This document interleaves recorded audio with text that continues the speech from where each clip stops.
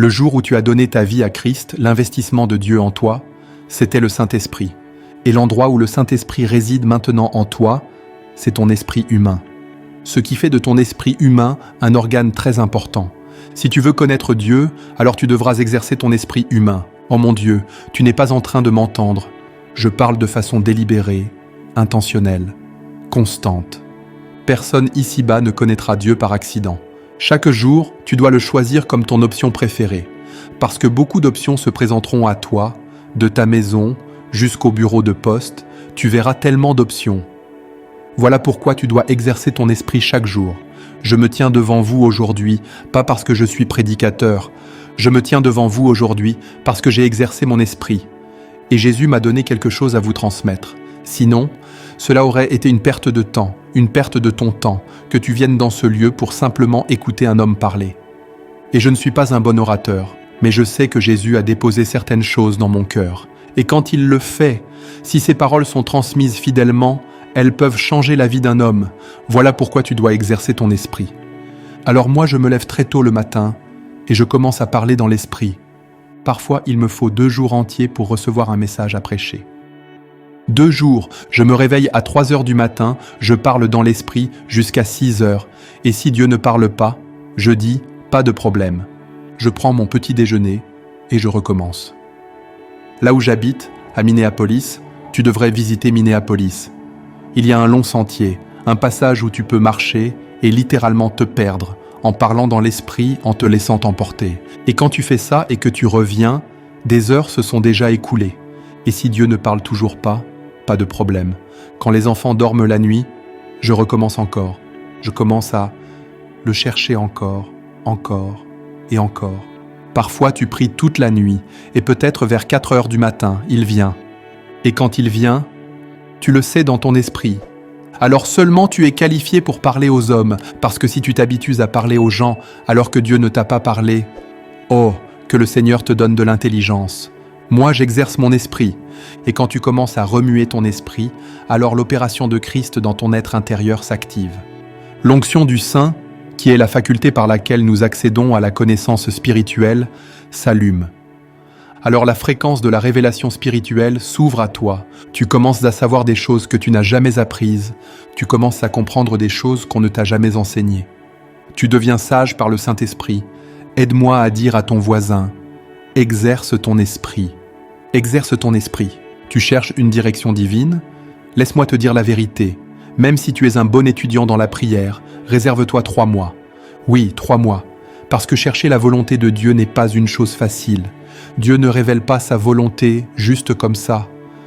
Tu paieras un prix pour l'obtenir. Oh oui, tu paieras un prix. Et sache-le, il n'y a personne qui entende Dieu mieux qu'un autre.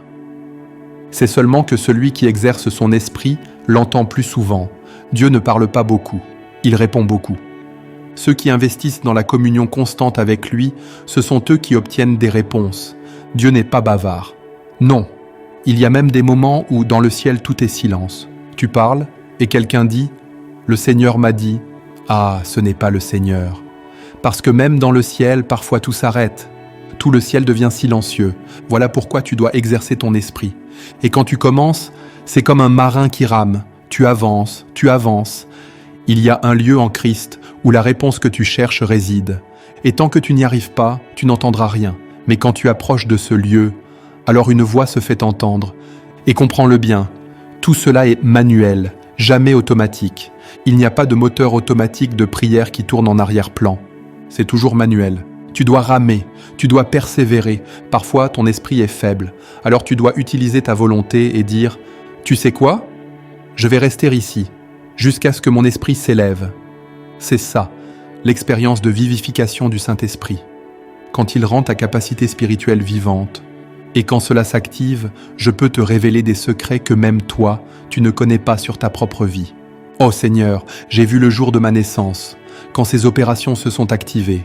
Qui est celui qui ose dire qu'il est ton ennemi lorsque le Saint-Esprit s'élève en toi et anime ta capacité intérieure? Oh mon Dieu, et quand tu viens à lui fréquemment, parfois il te retient. Combien parmi vous ont déjà vécu cette expérience où tu ne pouvais pas quitter sa présence pendant 6 heures? Et tu ne savais même plus que le temps passait. tu perds toute notion du temps. Et il commence à te parler, bouche à bouche. Tu lui poses une question, il répond. Tu lui poses une autre, il répond encore. Et laisse-moi te dire ceci. Les questions que tu lui poses, ne crois pas que c'est toi qui les inventes. Non, il y a quelque chose qui peut te faire oublier. Je t'assure, un jour, j'avais décidé, la prochaine fois qu'il viendra, je vais poser cette question. Il est venu, mais je n'ai rien dit. C'est seulement quand il est parti que je m'en suis souvenu. Alors j'ai compris qu'il y a des boutons spirituels qu'ils savent toucher. Quand tu restes dans la présence de Dieu, quand tu demeures avec lui, tu commences à connaître ses voies, tu comprends sa manière d'agir, tu discernes la façon dont il touche ton esprit humain. Et ton esprit humain, frère, sœur, c'est ton trésor. Exerce-le, exerce-le. Voilà pourquoi nous faisons ces prières de 10 heures. Ce n'est pas pour faire du bruit, c'est pour exercer ton esprit. Oui, certains d'entre vous veulent fuir, mais ne courez pas, restez, exercez-vous. La première fois que nous avons tenu 10 heures de prière à Lagos, j'ai conduit la prière, du début jusqu'à la fin. 10 heures d'affilée, parce que les gens croyaient que les hommes ne pouvaient pas prier aussi longtemps. Eh bien, j'ai pris le micro du matin jusqu'au soir. Et vous savez quoi? Aujourd'hui, c'est devenu une culture. Les gens le font même dans leur maison. Et les démons sont chassés partout. Tu dis peut-être, « Ah, mon mari n'est pas assez fort. » Mets le feu sur lui. Même s'il est militaire, même s'il travaille pour la marine, il n'est pas aussi fort que le feu de Dieu. Mesdames, vous ne réalisez pas combien de puissance Dieu a confié entre vos mains. Vous êtes juste trop distraites. Exercez votre esprit. Un de nos fils est parti en Australie pour un doctorat. Il m'a appelé. « Papa, voici ce que je vis. Voici mes symptômes. » Je lui ai dit, « Ton voisin est une sorcière. Mais je t'ai assez formé. Je n'ai pas besoin de te dire quoi faire. » Alors il s'est levé la nuit, de minuit à 3 heures. Il priait, priait, priait encore. Et il m'a envoyé un message. Cette femme a mis sa maison en vente. Quand les visiteurs venaient de voir la maison, il est entré aussi et il a découvert tous les instruments de sorcellerie qu'elle utilisait pour le tourmenter. Réveille-toi, exerce ton esprit. Un jour, le sorcier de Minneapolis a entendu ma voix. Il a voulu me tester, mais il ne savait pas que j'étais prêt. Il ne savait pas que nous avons été formés dans les forêts d'Afrique. Il a essayé de passer par la fenêtre. Inutile de vous dire ce qui s'est passé ensuite. Tu ne transgresses pas les limites d'un homme en feu. Il y a des choses qui n'arriveront jamais à ta vie. Quand tu es vivant dans l'esprit, dis à ton voisin, il est temps de se réveiller. Exerce ton esprit. Un jour, dans une assemblée de sorciers, ils ont dit « Aujourd'hui, nous voulons le sang des pasteurs. Nous voulons remplir notre banque de sang avec celui des serviteurs de Dieu. » Alors, l'un d'eux est allé à la maison de mon père spirituel. « Mais tu dois être vivant dans l'esprit. » Il a vu la sorcière à la fenêtre, pas avec ses yeux naturels, mais avec ses yeux spirituels. Et il a ri. Une semaine plus tard, il prêchait dans une autre ville. Une femme est tombée en pleine réunion, en criant. Et quand il s'est approché, c'était ce même visage qu'il avait vu à la fenêtre. Cette femme a confessé que, le jour où il avait ri, ce qu'elle avait entendu, c'était le rugissement d'un lion. Oh mes frères, mes sœurs, exercez votre esprit. Il y a une puissance, une capacité que le Saint-Esprit dépose en toi quand tu exerces ton être intérieur. Enfin, quand tu exerces ton esprit et que le Saint-Esprit se lève à l'intérieur de toi, tu le sauras. Car parfois, il commence à déposer des écritures dans ton cœur, des versets ou même de courtes phrases. Quand cela arrive, c'est le signe qu'il est monté en toi, et quand il monte, parfois il te donne un chant. Alors, arrête de prier en langue et commence à chanter ce chant. Le dernier chant qu'il m'a donné, c'était un matin. Je l'ai chanté jusqu'au soir. Et le soir même, quand j'ai prêché, l'onction avait changé de dimension. Oh, alléluia! Quand il se lève, cède. Abandonne ta propre volonté. Ne fais pas tes affaires. Fais ce que lui est en train de faire. Écoutez, parfois, il fait résonner dans mon esprit ce cantique. Nous nous tenons et nous t'adorons. Dans le royaume des anges, nous nous tenons et nous t'adorons. Quand tu entends cela, ne reste pas dans la chair, rentre dans l'esprit, car quand il se lève, il veut parler, mais tu dois coopérer avec ce qu'il fait. Alors il commence à libérer sa voix. Oui. Et dans ces moments-là, il m'a dit, Il y a quelqu'un dans cette assemblée à qui j'ai donné le don de prophétie. Ne me croyez pas. Attendez. Nous sommes dans le pratique maintenant. Ne me croyez pas. Mais dans le royaume des anges, nous nous tenons debout et nous l'adorons. Amenez cette personne dans le royaume des anges. Dans le royaume des anges. Nous nous tenons debout et nous t'adorons. Es-tu encore avec moi? Ou bien tu es distrait? Oh, laisse-moi te dire quelque chose. Si tu veux être fort dans l'esprit, tu dois avoir une immunité contre la distraction. Si la moindre petite chose peut t'ébranler, c'est que tu n'es pas encore fort. Si les sorciers te combattent, ils vont agiter ton environnement contre toi. Et si tu n'arrives pas à garder le focus, tu as déjà perdu. Tu remarques que je n'ai pas crié. Je n'ai pas crié. Non. Est-ce que ton esprit est vivant? Dans le royaume des anges, nous nous tenons debout et nous t'adorons. Dans le royaume des anges, nous nous tenons debout et nous t'adorons. Oh, dans le royaume des anges, nous nous tenons debout et nous t'adorons. Écoute-moi bien. Es-tu encore avec moi? Le simple fait de faire ce qu'il est en train de faire veut dire « Je préfère ce que tu fais à ce que je fais, donc je me joins à toi. » Alors il commence à s'élever. Il commence à s'agrandir. Et il commence à combattre tes ennemis. Oh, je t'en supplie, cède-lui la place. Dans le royaume des anges, nous nous tenons debout et nous t'adorons. Peux-tu prendre un moment pour laisser ton esprit s'ouvrir? Dans le royaume des anges, nous nous tenons debout et nous t'adorons. Monte avec des ailes, comme les aigles. Dans le royaume des anges, nous nous tenons debout et nous t'adorons. Écoute, la manifestation que tu vois ici, c'est simplement parce que j'ai choisi de céder, de chanter le chant de l'esprit. Alors, il trouve la liberté, il commence à s'agrandir, il commence à s'agrandir au milieu de nous. Exerce ton esprit partout où tu es. Nous sommes en train de voler avec le Saint-Esprit. Nous montons avec des ailes, comme les aigles. Il y a un dépôt de puissance dans ton esprit. Tu dois être intentionnel pour l'activer, pour attiser cette capacité, pour réveiller ce dépôt. La main de Dieu est sur ta vie. Réveille la puissance du Saint-Esprit en toi. Dieu veut faire quelque chose de grand dans ta vie, par ta vie, à travers ta vie. Car il est écrit, il donne de la force à celui qui est fatigué et il augmente la vigueur de celui qui tombe en défaillance. Les adolescents se fatiguent et se lassent, et les jeunes hommes chancellent. Mais ceux qui se confient en l'Éternel renouvellent leur force, ils prennent le vol comme les aigles, ils courent et ne se lassent point, ils marchent et ne se fatiguent point. Ésaïe 40, versets 29 à 31. Oh, dans le royaume des anges, nous nous tenons debout et nous t'adorons. Tu vois, l'Esprit de Dieu est en mouvement.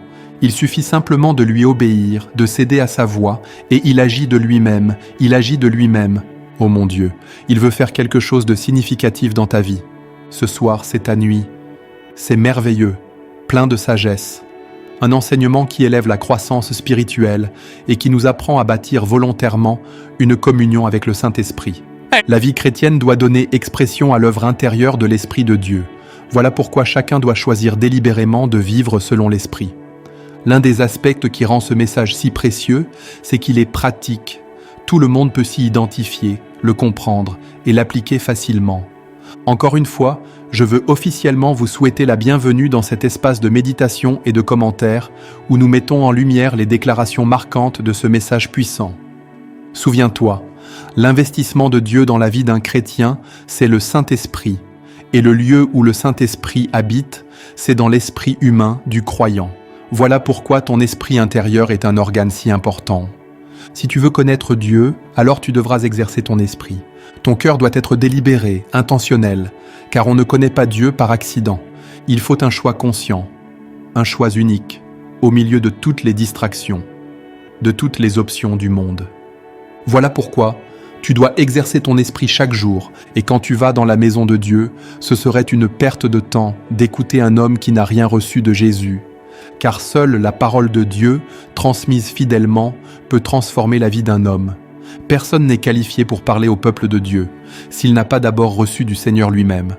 Quand cet homme n'a pas encore parlé avec Dieu, mais qu'il commence à exercer son esprit, alors l'opération de Christ dans son esprit s'active et il accède à une connaissance spirituelle qu'il ne pourrait jamais avoir par son intelligence naturelle. Tu commences à savoir des choses que tu n'as jamais apprises, à comprendre des réalités qu'on ne t'a jamais enseignées et à devenir sage par le Saint-Esprit. Un homme qui désire la direction divine doit être un véritable étudiant de la prière. Il doit être prêt à se donner sans réserve sur l'autel de Dieu. Le prix pour connaître la volonté de Dieu, c'est de demeurer et de persister sur l'autel. Personne n'entend Dieu mieux que les autres. Non. C'est simplement que plus tu exerces ton esprit, plus tu entends Dieu fréquemment. Dieu ne répond pas à ceux qui parlent rarement avec lui. Il répond abondamment à ceux qui investissent du temps à lui parler continuellement. Plus tu exerces ton esprit, plus tu progresses et t'alignes avec la volonté de Dieu. Même si ton esprit est faible, utilise ta volonté. Décide de persévérer jusqu'à ce que ton esprit capte la vivification du Saint-Esprit, cette puissance qui te fait dépasser ta faiblesse. Et tandis que tu continues d'exercer ton esprit, tu commenceras à savourer sa présence davantage et à rester plus longtemps avec lui. Tu ne verras même pas le temps passer, car tu perdras la conscience du temps, et tu commenceras à parler bouche à bouche avec Dieu. Tu lui poseras des questions et il te répondra. Reste avec lui.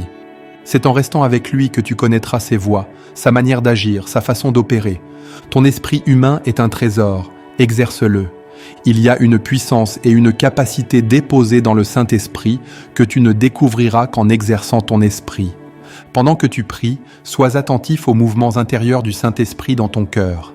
Il peut commencer à déposer un verset dans ton esprit, ou à te donner une parole, ou encore un chant. Lorsque tu remarques cela, c'est un signe que tu dois cesser de prier en langue et commencer à donner expression à ce que l'Esprit produit en toi. Quand il agit dans ton cœur, ta part est de céder. Et quand tu cèdes, alors il commence à te parler. Si tu veux être fort dans l'esprit, tu dois avoir une immunité face aux distractions. Ne laisse pas ton environnement te détourner. Te concentrer sur lui, c'est comme donner la permission à Dieu de prendre totalement le contrôle. Alors, il combattra tes ennemis et te donnera la force de t'élever avec des ailes comme l'aigle. Il y a un dépôt de puissance dans ton esprit, à toi de l'attiser, de l'éveiller. Ce dépôt, cet investissement, c'est la puissance du Saint-Esprit. Dieu veut faire quelque chose de significatif dans ta vie.